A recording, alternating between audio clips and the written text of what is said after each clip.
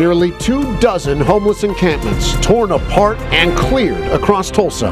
If the city refuses to do their job, then we will be forced to pursue extraordinary measures to do it for them.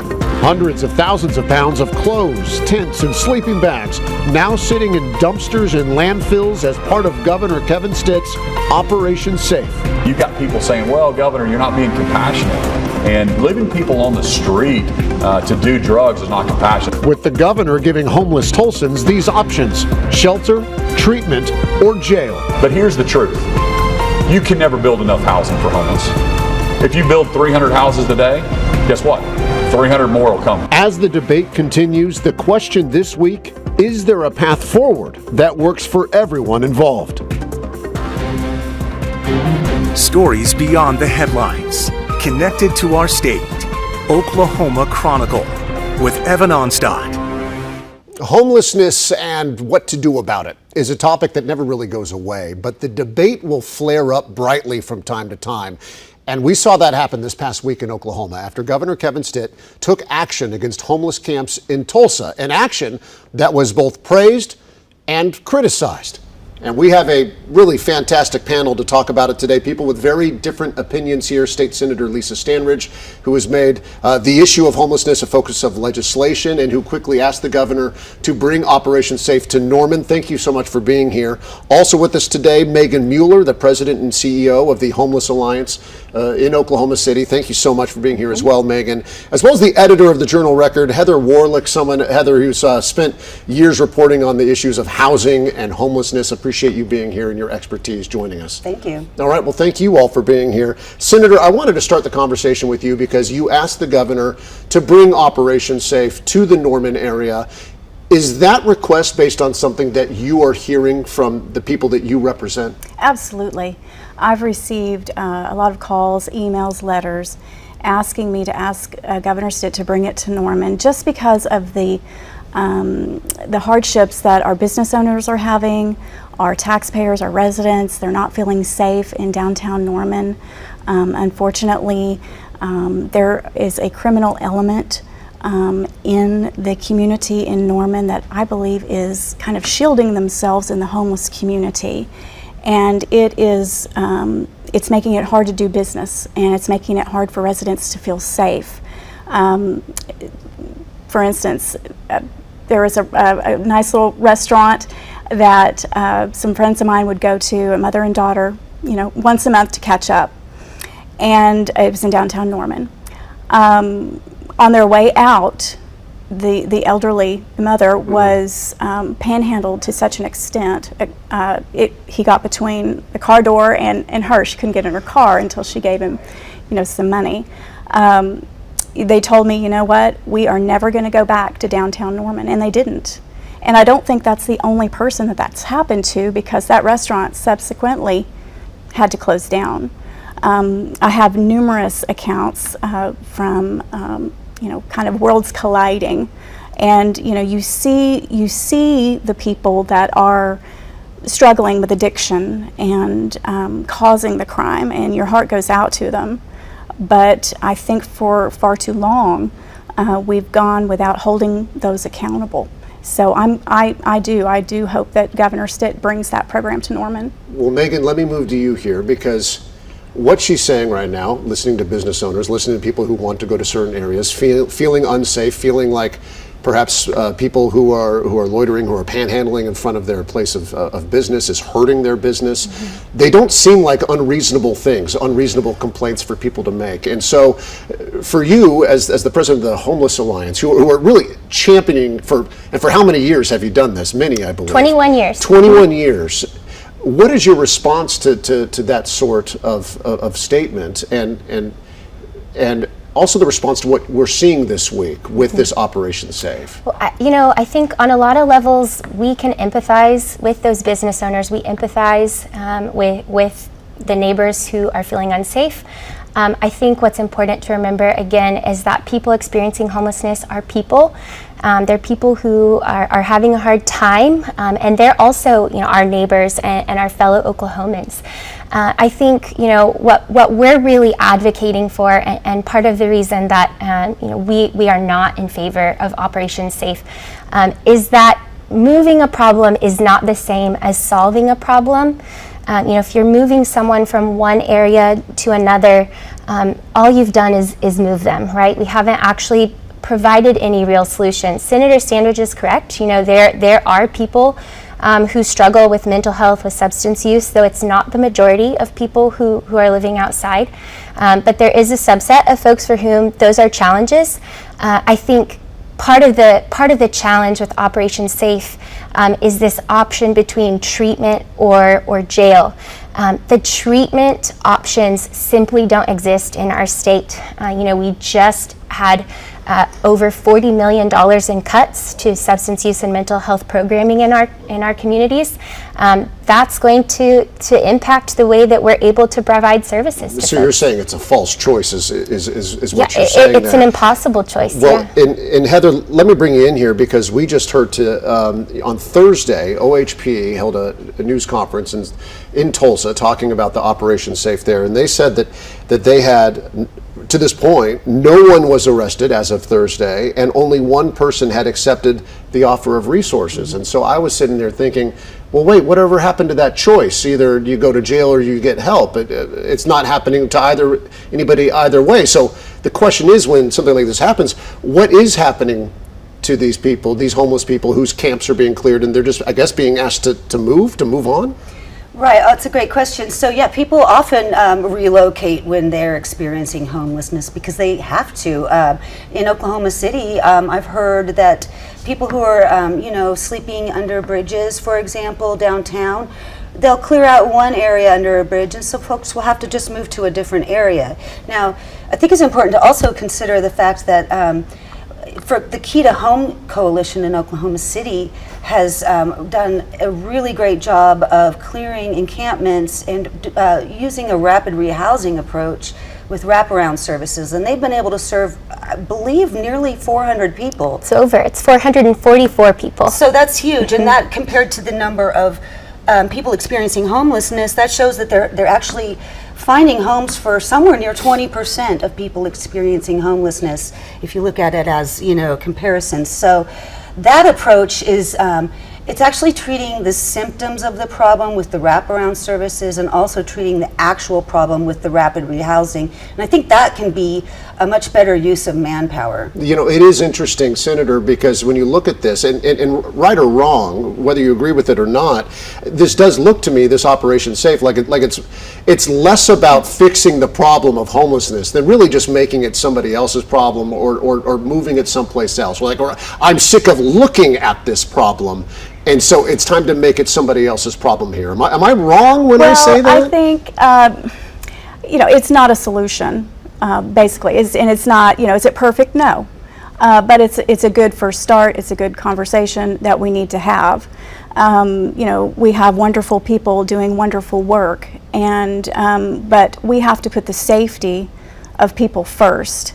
And we've seen what's happened in Oregon and California. We don't want to bring that here, and we don't want to encourage that. Well, in fact, even the governor said, eventually, he said it to us, that eventually they're all just going to, the thought is maybe they move on to San Francisco or Los Angeles or Portland. Well, that's what the governor said. I don't know if that's realistic in any right, way. I don't either, but this is a place to start. This is the state standing up for the safety of the taxpayers, and that is a function of government, and we have to do that. Safety we must put first and foremost. Heather, I know you want to jump in, and let me ask you this question along with it. What, in your reporting over the years, do you find to be, over and over again, the biggest obstacle to a consensus being found where we can do all of these things at the same time? What keeps getting in the way? So, for example, one gentleman I spoke to, I asked him, what will you do if, they enact the, prohibiting you sleeping on public property? And he said, I will sleep on private property.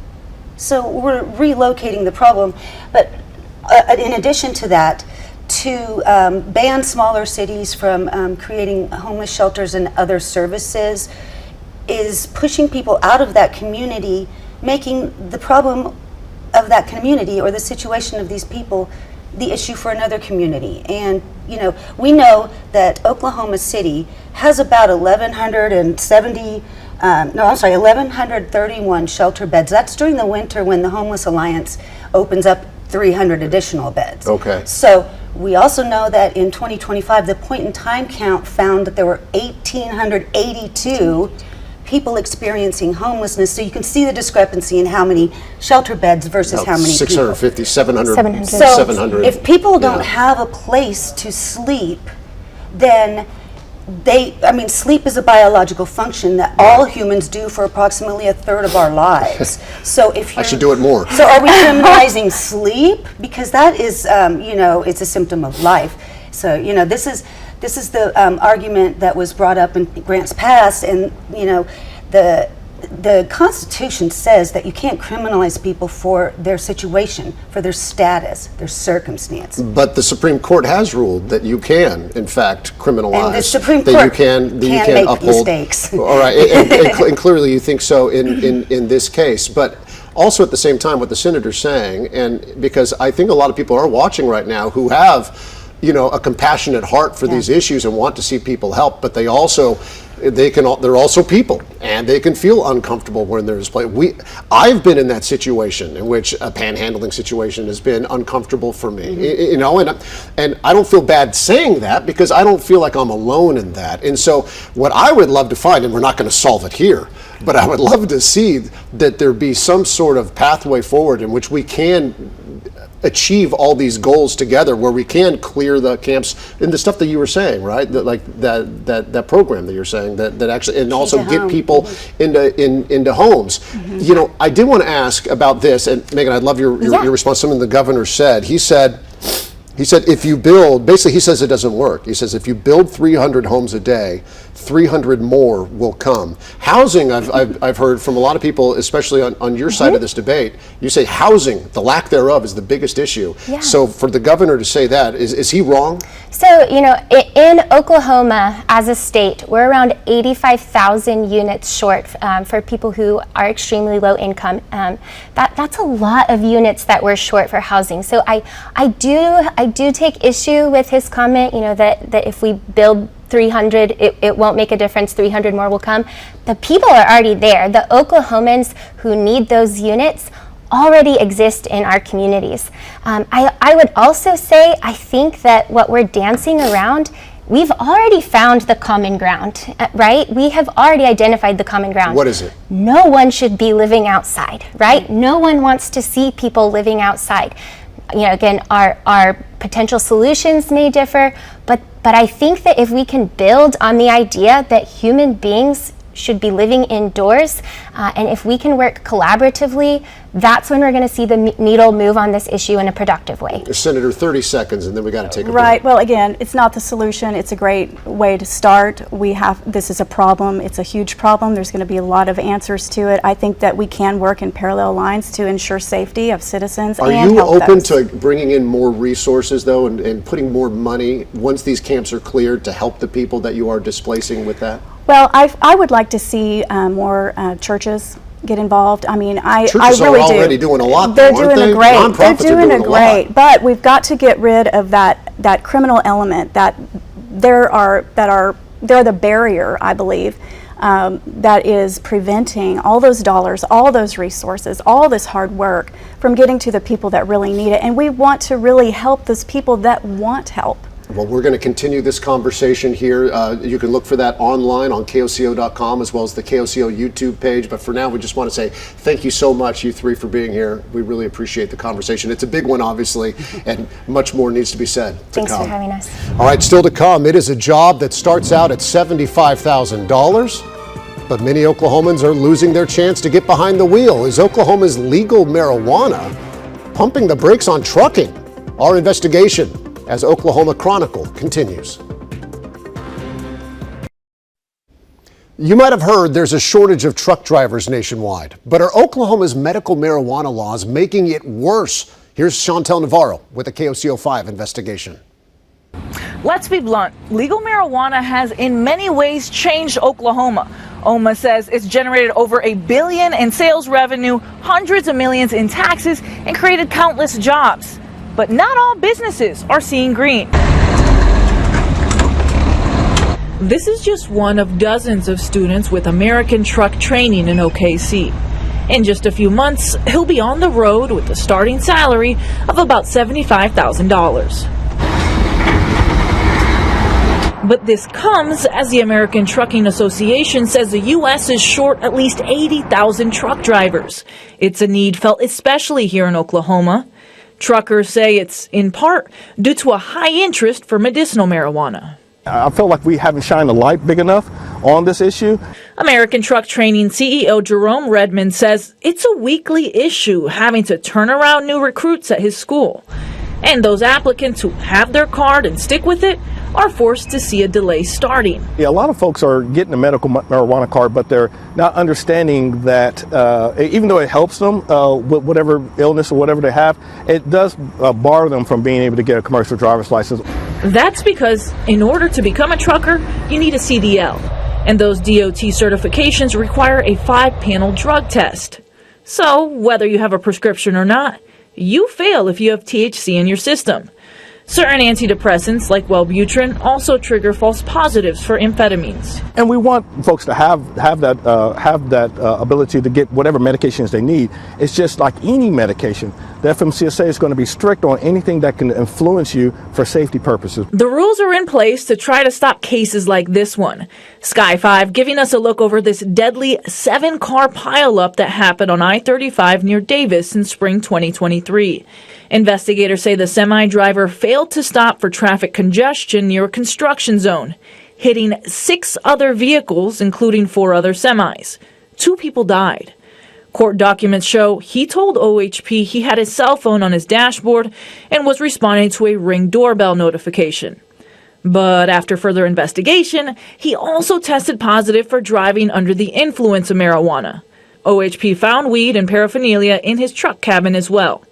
He's now facing charges for that and manslaughter. Rolling forward to the bigger picture, the American Transportation Research Institute did a study in 2023 that found 25% of drivers, we're talking not prospective students, but drivers, thought that commercial drivers may be allowed to smoke marijuana if they're in a state that permits recreational use. Redmond hopes that people do consider the risks involved, as well as the rewards that could come from a steady job trucking, an industry that only continues to grow. There's a lot of loads and things out there that needs to be hauled. More and more things are getting built. You know, Amazon's not slowing down, right? And they're doing a great job. But in order to keep up with demand, you have to have truck drivers. And my dad was a truck driver.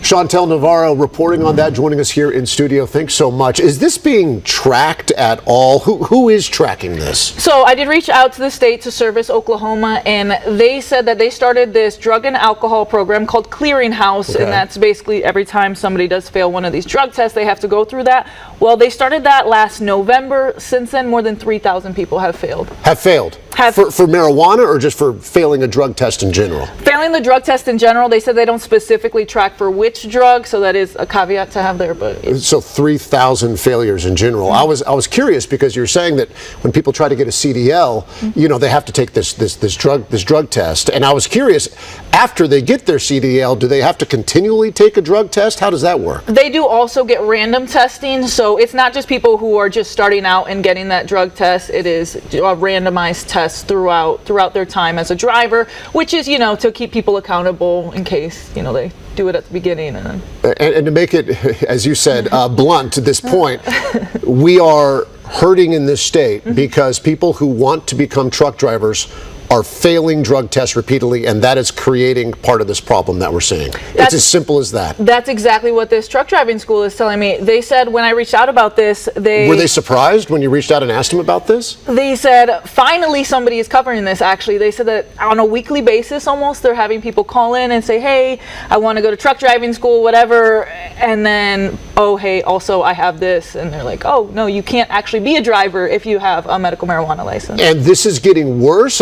And I ask that because obviously medical marijuana is legal in Oklahoma, but Of course, yeah. people have used marijuana in the past in all states, whether or not it was legal or not. So I was curious, I mean, can we be sure that we can tie this to the new legality of medical marijuana? Or are they seeing an increase in recent years? So what the truck driving school told me is that since medical marijuana has become legalized in the state, that's when they're just seeing this become more common of an issue, and more people failing these drug tests. But when I reached out to the state, I do want to say they didn't start tracking that through this program Clearinghouse again until before last year. So. Okay, all right. So they haven't been tracking it the entire time. And I guess the last question is just like, where do we go from here? When you're talking to the director of the truck driving school, is it just more awareness of the issue?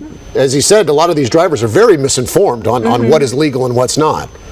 Yeah, I mean, I think that's a big question, right? Even the truck driving school said, hey, we want you guys to continue having whatever prescriptions, because this isn't just medical marijuana as well. It's, I mentioned in the story, Wellbutrin, some of these antidepressants, they can also test positive for amphetamines for this. So it's just what we can identify the problem, but the solution isn't necessarily as clear. Exactly. Yeah. All right, Chantel Navarro, thanks so much. We appreciate the time. All right, thank you, Evan. After the break, our Oklahoma, how community is stepping up again, this time after a horrifying school bus crash.